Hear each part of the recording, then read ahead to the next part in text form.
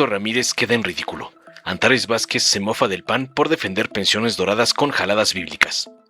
El narcodiputado narcopanista Héctor Ramírez citó la Biblia para atacar a Morena, acusándolos de disque ser falsos profetas por no publicar una reforma salarial prometida hace más de 500 días. Con tono moralista y mocho dijo que el árbol malo da frutos malos. Pero la diputada morenista Antares Vázquez le reviró con datos. Recordó que la primavera laboral ha sacado a más de 13 millones de mexicanos de la pobreza, eliminó el outsourcing y aumentó vacaciones. Sobre las pensiones doradas, exhibió que las de Luz y Fuerza del centro son 140 veces mayores al promedio y sentenció: se retuercen como gusanos en sal, aguántense, y que no vengan a recitar versículos bíblicos a los que no les importaron los trabajadores electricistas. Veamos enseguida cómo un patético panarco es tundido por la diputada Antares por defender las pensiones doradas, cómo le mandaron sus narcoamos, el junior tóxico Claudio X y el evasor Salinas Pliego. Muy buenas tardes, con la venia de la presidenta. Guardaos de los falsos profetas que vienen a vosotros con vestidos de ovejas, pero que son lobos rapaces. Por sus frutos los conoceréis. ¿Acaso se recogen uvas de los espinos o higos de los abrojos? Así, todo árbol da buenos frutos, pero el árbol malo da frutos malos. No puede el buen árbol dar malos frutos, ni el árbol malo dar frutos buenos. Todo árbol que no da buen fruto es cortado y echado al fuego. Así que, por sus frutos los conoceréis. Mateo, capítulo 7, versículos 15 al 20. Compañeras y compañeros, hoy vengo a discutir no solo artículos y transitorios, vengo a hablar de frutos. Porque aquí, el 24 de septiembre del 2024, 15 diputados de Morena, 9 diputados del PT y 3 diputados del Verde, desde esta misma tribuna, le ofrecieron al país frutos de justicia, de dignidad, de respeto a quienes sostienen la educación, la salud y la seguridad de México.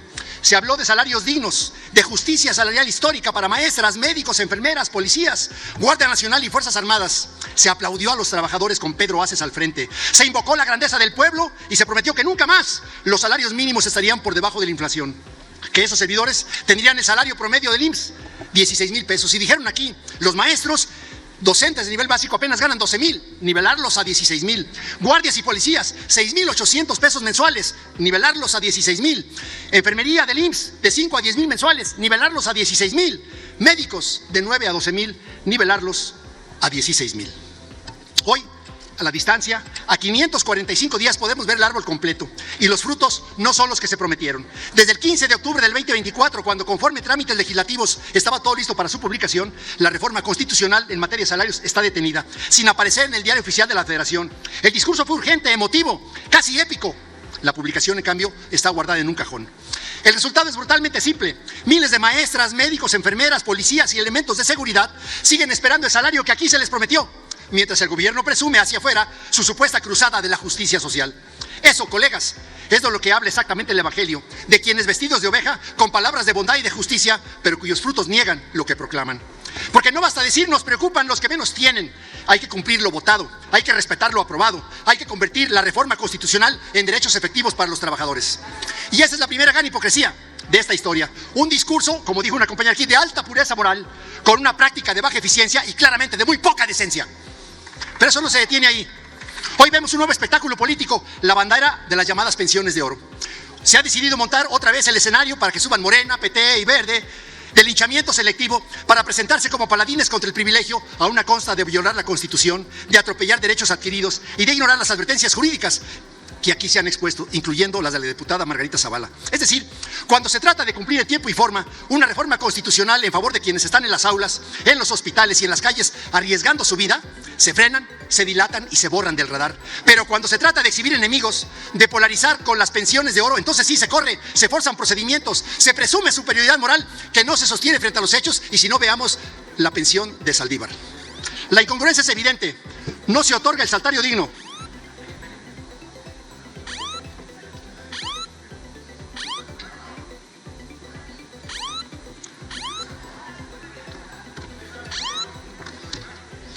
Les voy a platicar qué pasa con la tecnología luego.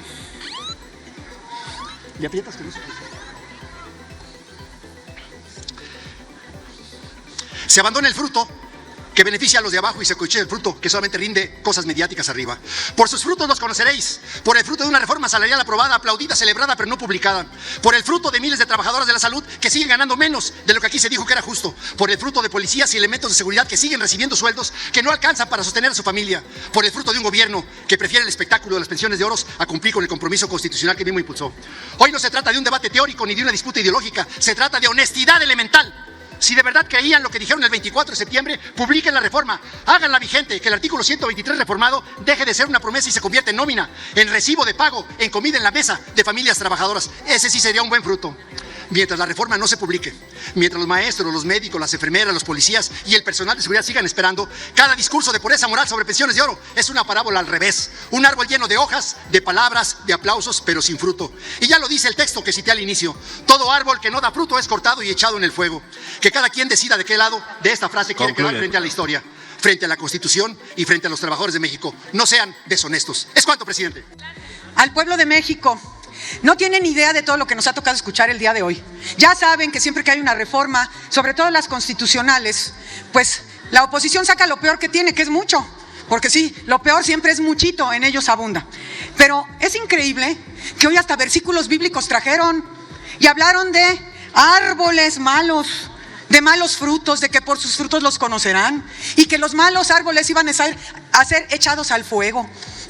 Obvio, yo creo que se referían a ellos mismos, porque el pueblo de México ya echó al fuego esos árboles. Ahí andan, en el fuego eterno de la perdición, en contra, porque siempre andan en contra del pueblo. Yo nada más quiero recordar que la primavera laboral llegó a México de la mano de la Cuarta Transformación. De las primeras reformas constitucionales que se hicieron fue que el salario mínimo nunca creciera por debajo de la inflación. También quitamos el outsourcing, se han aumentado las vacaciones, se dio la libertad sindical, que antes para ellos era el corporativismo tan importante, y en general se han mejorado las condiciones laborales de millones de trabajadoras y trabajadores. Estas medidas de la primavera laboral en México han permitido, junto con los programas sociales, han permitido que salieran más de 13 millones de mexicanos y mexicanas de la pobreza en nuestro país, que ellos sumieron en el periodo neoliberal con sus gobiernos corruptos y narcotraficantes. Ellos sumieron a la gente en la pobreza y en la desigualdad. En este mismo sentido va esta reforma para topar las pensiones doradas. Se trata de ir amainando la terrible desigualdad que se ha dado en México. Tenemos por un lado a millones de mexicanos y mexicanas que no tenían acceso a una pensión hasta que llegó la pensión del bienestar, que no tenían derecho a ninguna pensión. Tenemos miles de trabajadoras o de jubilados y jubiladas que tienen pensiones de 2 o 3 mil pesos mensuales, que sí están en precariedad, que carecen de lo básico para sobrevivir. Y pues como el PRIAN, ellos viven defendiendo privilegios, ellos habían creado condiciones de privilegio para muchos trabajadores y trabajadoras de confianza. Los logros sindicales de los trabajadores y trabajadoras de México permanecen, pero los privilegios que estas gentes consiguieron, pues no, porque no es sostenible. Entonces, hoy hay que griten, ay, me encanta oírlos gritar porque se retuercen como gusanos en sal, qué bueno. Entonces, bueno, lo que se pretende hoy es topar las pensiones doradas, fíjense nada más, a 68,000 pesos. ¿Cuántas familias de nuestro país tienen ese ingreso en algún momento de su vida? 68,000 pesos es no solo digno, sino extra digno, sobre todo en una edad en la que si bien se trabajó, si bien se lograron cosas, ya no tiene uno las mismas responsabilidades, ya los hijos crecieron, ya tienen su patrimonio construido, en fin.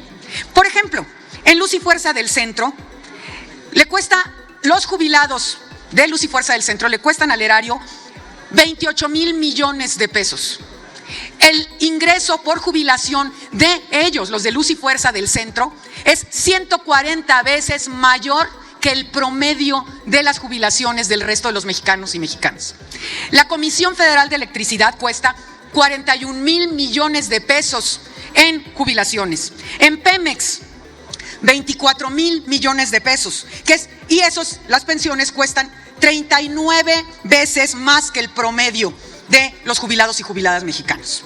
Entonces, pues este es el escenario. Estamos topando las pensiones doradas y van a seguir teniendo pensiones bastante altas, pero se trata de quitar la desigualdad y ay, aguántense. Es cuanto, retiro mi reserva. Dale en me gusta, suscríbete, activa la campanita y compártelo para que más gente lo vea.